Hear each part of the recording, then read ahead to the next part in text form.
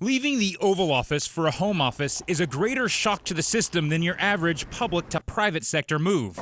A couple of things make that easier for Tommy VIETOR: the ability to start his own company and the freedom to be, well, himself.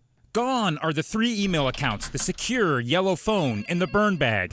But VIETOR is liberated and invigorated. The difference is when you're in that building, when you work there, you are not an individual, you're part of a team. Take the bland statement he blasted to reporters just 1 month ago on charges of Chinese cyber hacking. We are aware of the Mandiant Technologies report and its contents. The United States has substantial and growing concerns about the threats to U.S. economic and national security. That's the most boring quote I've ever heard in my life, so that's an inside the walls quote. The Chinese are undertaking hacking efforts against U.S. businesses, and they need to stop. With celebrity speechwriter Jon Favreau plus Ben Schwerin, an old Clinton hand in L.A., VIETOR has launched FENWAY Strategies. Clients are lining up. People want John to be their full-time speechwriter, and they want me to be their full-time spokesman, but both of us are trying to make sure we're not doing the exact same roles we did previously. Hey, buddy, sorry about that. Aside from his new Twitter habit, his days are similar. He talks to reporters and shapes their stories. You know, these guys are like the nexus of every awful problem in the Middle East right now, right? But instead of flying to foreign countries on Air Force One, he's chauffeured around town for cable appearances. More autonomy, but less intel. What's it like losing your security clearance?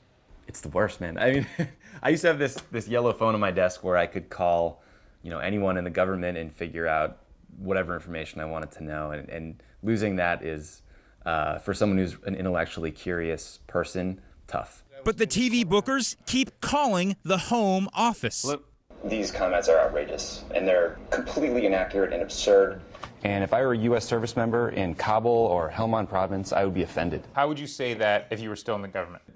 We strongly disagree with President Karzai's statement earlier today, and frankly, those sort of accusations are counterproductive to our efforts of a stable and secure Afghanistan. And when I'm writing my story on my deadline, how much of that do I use? I think the goal would be to get you to use as little as possible. At Obama's side, he made some big-time friends, like ESPN's Andy KATZ, who's eager to stay in touch. Barakatology, we've coined a new phrase. I created the idea, but it really had to pass the smell test by Tommy VIETOR.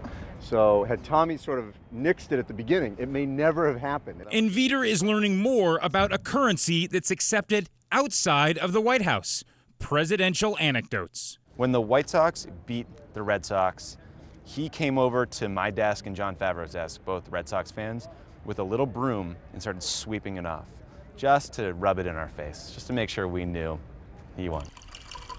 The president won't be coming by his new desk to taunt him at the home office, but he'll have plenty of time for new paying clients and Twitter.